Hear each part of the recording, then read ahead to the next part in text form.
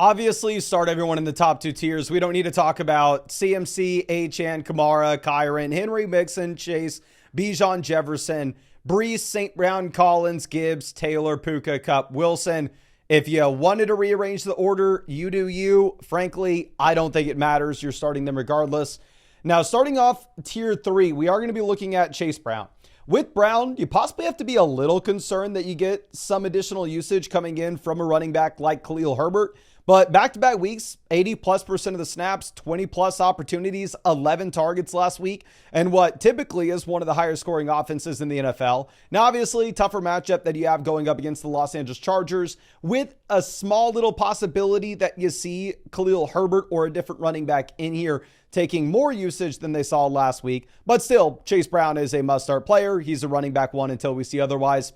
Kenneth Walker, also a running back 1 until we see otherwise. It's a tough matchup here as well, going up against the Niners, where last time he played the Niners, you really didn't have anything as a rusher. You had 32 total rushing yards, but frankly, it doesn't matter because the man gave you the rushing touchdown. You had 8 receptions as well. And we have seen this where if the Seahawks are trailing, they are 100% A-OK, just abandoning the run, and Kenneth Walker in that scenario still gets there with the reception. So safe play, just lower expectations based off matchup. You lower expectations based off matchup with Drake London as well. I mean, typically we're used to seeing London higher, lower, like 74.5 receiving yards on Underdog. That's down to higher, lower 62.5 this week. The reason being is it's a tough matchup here going up against the Denver Broncos, who so far this season have done a phenomenal job at shutting down opposing wide receiver ones. A lot of this obviously has to do with Patrick Surtain, but nonetheless, I think you just lower expectations a bit for London. If you wanted to go ahead and take the higher than 62.5 receiving yards,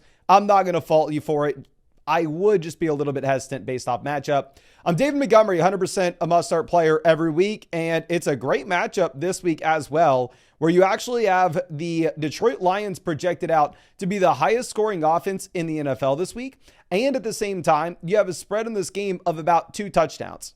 So this should be a spot where the Lions are running the ball over and over and over again in the second half. Montgomery is averaging about a touchdown per game so far this season. You've had some receiving usage as well. Obviously, Gibbs is the superior back between the two, but still remains must-start player. Jacobs, some weeks will be higher than Montgomery in the rankings. The issue is this week going up against Chicago, it's a little bit of a tougher spot. Right now, you actually have the Green Bay Packers with an implied team total of about 23.5 points. They are touchdown favorites here, so they should be able to run the ball in the second half, though. Now, going over to Tyreek Hill, I know a lot of people are upset with Tyreek. Completely understand why. You drafted this guy at the very top of round 1 under the expectation that he's either going to be wide receiver 1, wide receiver 2, wide receiver 3 this season. And so far, Tyreek Hill has given you 1 game with 15 or more fantasy points. And that was back in week 1. We're in week 11. We've gone 2.5 months without Tyreek Hill giving you 15 fantasy points in a game. He has been an absolute train wreck. He's been the worst first-round pick that we've seen in fantasy football this season. Now, to be fair to Tyreek, we've had 4 games with Tua. And honestly, you can maybe remove the Buffalo game because obviously Tua goes down. So we've had 3 games where Tua has played fully. And in those games, you've seen 26, 12, and 11.5 fantasy points. So there, in those 3 contests, Tyreek Hill is averaging 15, 16 fantasy points a game. Is that worth top wide receiver slot? Is he wide receiver 1? Is he wide receiver 2? Is he wide receiver 3? Of course not. I think here you put him more so as a wide receiver 2 with lowered expectations in comparison to what they were previously. But I still think that he is going to be a must-start option here almost regardless. I mean, right now you actually have the Miami Dolphins projected out to be a top 5 offense this week if you are looking at sports books. And at the same time, you have an underdog pick'em at 73.5 yards, higher, lower.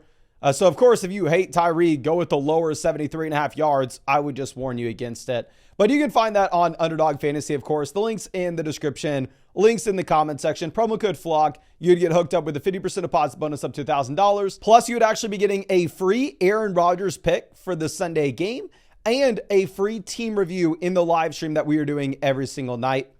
Now, Aaron Jones will be our next player. With Jones, we haven't had a 20-point performance since back in week 7 against Detroit, but still consistently you see 20-plus opportunities.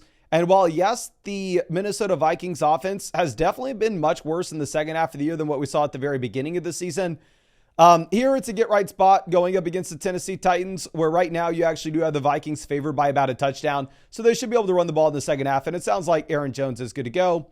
James Cook will be our next back. We'll go James Cook, Kareem Hunt back-to-back here, obviously with the expectation that Pacheco misses this week. I don't think Pacheco's going to return until either week 12 or week 13. But if you're looking at both backs, well, it's going to definitely be the game of the week.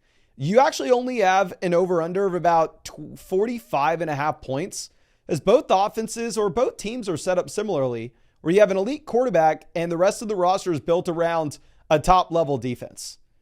The Chiefs have actually allowed the fewest amount of points to opposing running backs so far this season. So it's definitely a spot in which you maybe want to be a little bit more hesitant with just going through and jamming James Cook in as mid RB1. You still start the dude regardless, right? The guys inside the top 3 tiers, you're pretty much playing no matter what. Leading off tier 4 will be Devontae Adams. And we're going to be putting an asterisk on this as well, because with Devontae Adams, the man misses practice on Wednesday. The man misses practice on Thursday. They're saying it's a wrist. They're saying it's an illness. I'm saying I don't know if it's actually real. With Adams, he has seen about 10 targets per game in this offense. Now, of course, the primary issue that you have here is the fact that this has just been a very, very disappointing team from pretty much start to finish. But definitely monitor the practice reports that you have here with the Jets, at least with what you're looking at with Adams. Deebo Samuel will be our next play. I understand with Deebo, he's also been very disappointing, but I still stand by. I think he's the wide receiver 1 here over Juwan Jennings. I understand Jennings had more targets this past week. Jennings had more fantasy points. Ricky Pearsall had more fantasy points. So maybe if you're looking at the very small sample, you can be very disappointed with Deebo. But ultimately, I'm always willing to take a step backwards to look at what we have from a macro sense. What have we had from Deebo in 2023, in 2022, in 2021? Is Deebo old enough at 28 to think that all of a sudden he's washed up? I don't think so. I think Deebo's wide receiver 1. I think it's a good matchup against Seattle and great offense. DK Metcalf, I have in the flock league, so I'm sending up a prayer that Metcalf is able to overcome this matchup. Last time he played the Niners, you had 11 targets, which is great, but he caught 3 of them, right? So it's definitely a tough spot where you have a team here in Seattle that we can assume probably does abandon the run at least. Looking at George Pickens, this is probably the highest that we have ranked George Pickens so far this season. But if you're looking at Pickens, it is a phenomenal spot. He is clearly absolutely crushed with Russell Wilson. I mean, he looks much better with Russ than what he did with Pickens. The passing volume is a lot more consistent in this offense. While at the same time, if you are looking at this matchup against the Ravens are at the very top of the NFL in points allowed to opposing wide receivers. So this is the best spot to play Pickens. If you have him, please get him in. In terms of J.K. Dobbins, definitely going to be lower in the rankings. Here, you're playing Cincinnati. Yes, it's a spot that you do have the Los Angeles Chargers technically favored, but I very easily could see this being a situation in which you end up getting the Bengals leading and the Chargers actually having to throw the ball, and they can't just lean it on the run and pound it over and over and over again. You do also have Gus Edwards, of course, coming in with some usage in this backfield. DeAndre Swift will be the next guy with Swift. I also have him in the flock league, so I'm really hoping I'm wrong here. But I think Swift, while he's had an insane amount of opportunities, we go week by week, 17, 22, 18, 21, 23, 23. The issue is the schedule is just about to get brutal. Like here going up against Green Bay, you're a 7-point dog. You have an implied team total of 17.5 points. Really what you need to see is you need to see the new offensive coordinator come in here and save the Bears. We just don't know if he will yet. Ramondre Stevenson will be the next play. Definitely you're more excited about the Patriots offense now that Drake May is under center. Typically what we're used to seeing here in New England is an implied team total of 15, 16, 17 points. That is actually up to 19.5 this week against the Rams. So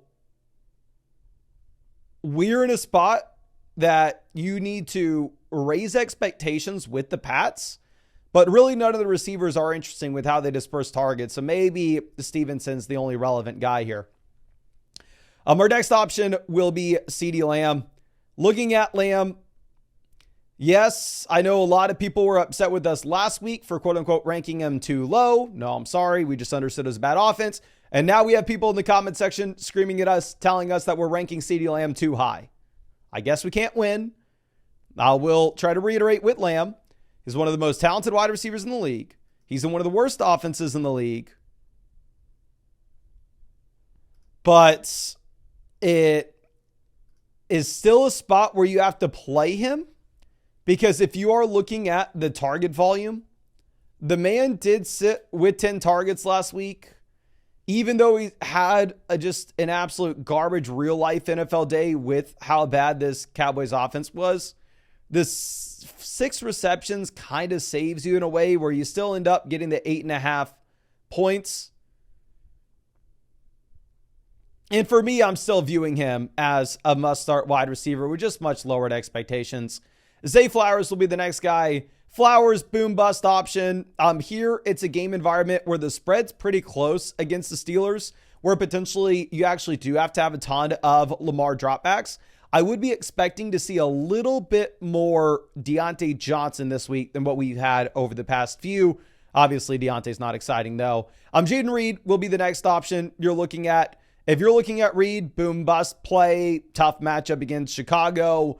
One game this season with more than 8 targets, probably a spot where they can run the ball as well. DeAndre Hopkins going up against the Buffalo Bills. It's a little awkward in that you go ahead and look at what you have with the Kansas City Chiefs offense against Buffalo, and you want to say, well, I don't know, they're going to have to throw the ball to keep up. It can be a shootout. Like, the Chiefs are going to have to throw the ball more than we've seen so far this season. But also, with that being said, you're in a very awkward spot in that the Chiefs have an implied team total of only 21.5 points, which is much lower than we're typically used to. While you're probably going to have to throw the ball to keep up with the Bills are favored in this game. The Bills also have a great defense. Ladd McConkey, I'm actually very excited about. A Ladd against Tennessee was a very easy player to sit last week, just because if you were looking at the spread of the game, it really seemed like the Chargers were going to be able to run the ball over and over and over again. This week, however, I actually think it's a spot where you should actually probably expect the Chargers to be forced to throw. I think Herbert, this is the first viable week that you could look at him in fantasy. Darnell Mooney will be the next play. With Mooney, he's been incredible, right? You just go week by week here.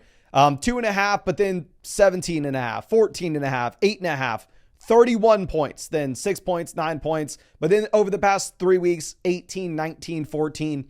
So Mooney's definitely been very up and down, definitely been a volatile wide receiver so far this season. But if you're looking at what you have specifically with the matchup against Denver, my hesitation is you are seeing much lowered projections with this Falcons offense in comparison to what we're used to. Where over the past few weeks, we had seen the Falcons sitting up with an implied team total of 24, 25 points. Now it's down at about 20.5, so it should just be a tougher matchup. But you can make an argument that London's going to draw the majority of the attention and the tougher matchup. Amari will be the next play. I know it may be a little bit nerve-wracking to play Amari Cooper. My thing is, you have no Kincaid and you have no Keon Coleman. So for me, it's a tough matchup, but with no Kincaid, no Keon, I think you probably just have to go ahead and play Amari regardless. T. Higgins will be the next play if we are looking at Higgins. He got in a limited practice Wednesday, limited practice on Thursday. What you really need to see is T. Higgins good to go on Friday with hopefully a full practice. If we can get a full practice on Friday, I think you can trust Higgins. If it's another limited and he's a game time decision, then I'd throw him down these rankings dramatically. Tony Pollard will be the next play. With Pollard, really tough matchup going up against Minnesota. And at the same time, Spears coming in and seeing a little more volume. You actually see the Pollard touches fall from 31 in week 9, 24 in week 8, 22 in week 7, and 20 in week 6, down to 13 this past week. And this is what we had been talking about a ton, right? Expecting that while, yeah, that 3-game absence that you had from Spears, Pollard was up at 89, 82, and 86% of the snaps. Spears comes back in and, yeah, it goes down to 54%, similar to what we saw earlier in the season. So volume's down, and right now you actually have the Titans projected out to be either the worst or second worst offense in the NFL this week. Now, our next few options will be a couple of volatile receivers with Courtland Sutton and Cedric Tillman. Over the past 3 games, Sutton has absolutely crushed. He's averaging 10 targets a contest. He's sitting there with about 20 points per game, and he has a strong matchup against Atlanta. Bo Nix is trending in the right direction. A lot of people are very excited about this Denver Broncos offense.